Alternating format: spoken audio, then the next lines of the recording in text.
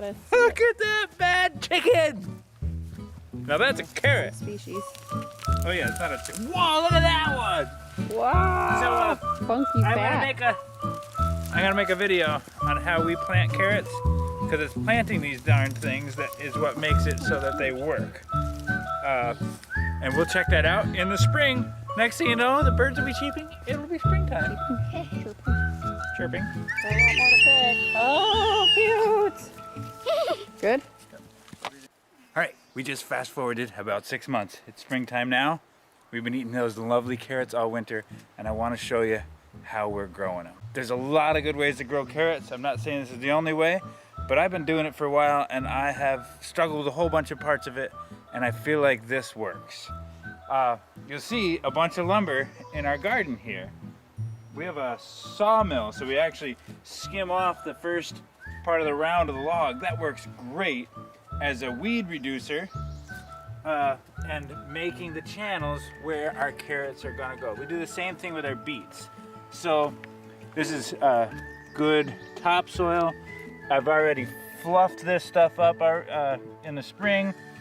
Then I raked it real flat with this Landscape Rake. Basically working it over and then smoothing it just down to golf course flatness. Then I've placed these boards. The boards I think are I basically got 2 big tricks for you, and the boards are one of them. But don't stop watching. So the boards keep the weeds aside, makes it so you can walk around without squishing the soil. They need that fluffy soil for the carrot to penetrate down. The boards solve that. And as I put the sprinkler on it, the sprinkler kind of diverts water directly into the places where it needs it the most. Now comes how to sow the seeds. And there's not a good answer to that. Carrot seeds are ridiculously unhandy and tiny. I like Danver's half longs, but I've used quite a few varieties and can't really go wrong. The way you go wrong is the dumb things are small and unhandy. So what do they tell you? They're like, oh yeah, just grab a pinch of them and spread the pinch out in a row and see what happens. Well, what happens is you get a bunch because it's so hard. I tried so carefully to place just one at a time, and you end up dropping like 3 or 4 at a time, 5 or 6 at a time, 2 or 3 at a time, and then you're supposed to just go through and thin them out. Well, yeah, it sounds great in theory, except when you pull, though you want to save one, you pull the one next to it, now you've kind of bent up that carrot. It never grows the same. It is so tedious to try to do that, and it's not very effective. So then I tried seed tape, and I'm not against seed tape. It is a solution, but a lot of the seed tape manufacturers must be a little sloppy too, because I've had a bunch of it there where they have 2 or 3 seeds glammed together in the seed tape. But the idea of it is spacing the carrots out. That's the game. If you can get the carrots spaced properly the first time, the game is won. So what I actually do, I go right down the center of my row. Then I add a little bit of Peat Moss garden soil stuff. And that's where I'm going to start my carrots in. Carrots are notoriously fickle, both for germinating and right after they germinate. When they're about this big, they're very vulnerable to a hot day. I've had beautiful rows of carrots and a hot day went by and their roots weren't deep enough. There just wasn't enough substance to them to hold up against that heat, and I had major die-offs. So they tell you to bury them 1/4 to 1/2 of an inch. I pushed that a little bit, and I've heard some other good gardeners say they push that to almost 3/4 of an inch, which I think just helps. It helps give it a little bit more moisture, a little bit more protection from the weather. All right, so now we've got these horrible seeds, and we have to get them placed in here. Now we can definitely do the pinch and run. You can also mix in radish seeds with this and then throw them down together, and you'll get radishes will pop up early, and as you thin the radishes, the carrots come out. all those things sounded great in theory, but don't really work. So this is the most slowest system ever, except this is the only slow part, and then the rest of it, you win. So here is the trick number 2. And I know this is gonna look ridiculously tedious, but I promise if you pay up front in your time, that it's gonna pay off later in your carrots. So what I actually do, I've actually spit right over here, made a little bit of a juicy spot, made this stick, and it picks it up and drops it. Look at that. Picks it up and drops it.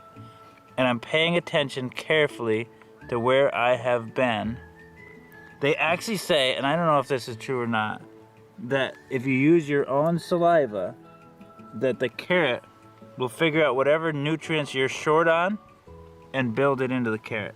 Pretty sure that's a lie, but it really sounds amazing. So this is it. I'm doing about 2-inch spacing. There's a carrot seed there. Oop, just picked him up. There's a carrot seed there. About 2-inch spacing, and I'm gonna do that for this whole row. And yes, for sure, that's gonna take me a long time, but I'm not gonna go back and thin. I don't have to weed anything. We basically spend this time now, and I make it fun. Like, we all spend time in our day doing something. So I get a podcast going or something I can listen to.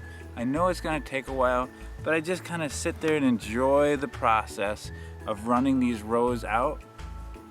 Once it's out, then I'm filling it over that 3/4 of an inch of soil, and that's a mix of that peat moss and my local soil at this point.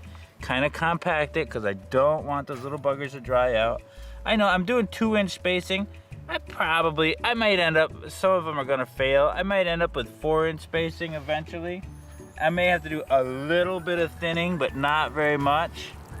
And I'm gonna water that thing, and we're gonna water it carefully. Carrots are also really bad in that they take 21 days often to germinate.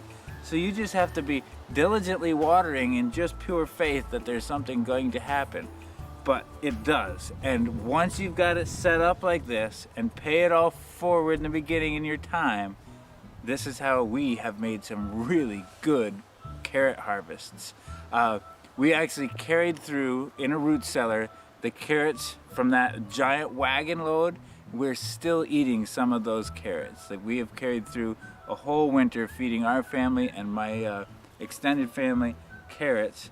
So yes, this is a crazy method, and please comment below if you know of a better, slicker method of planting carrots. I really, truly want to hear it.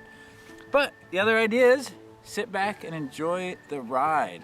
Check out our greenhouse. We've got some great videos on greenhouse building and running tomatoes, having crazy harvests on greenhouses. We got some other videos. We've got lots of stuff here on the channel on how to just get your own food from the wilds. Please like and subscribe and comment any ideas you have as well. Thank you for watching, and we'll catch you on the next one. All right, this is what we're going for. We want big carrots, not little carrots. How do you make not little carrots? You spread the things out so they can grow. Yeah, but sometimes you get this. Average size carrots are all right. But we got lots of carrots. This is what was in my plot. All these were the tiniest carrots. And why? Why are they tiny? Because Clara's mint exploded and it was all over. Yeah.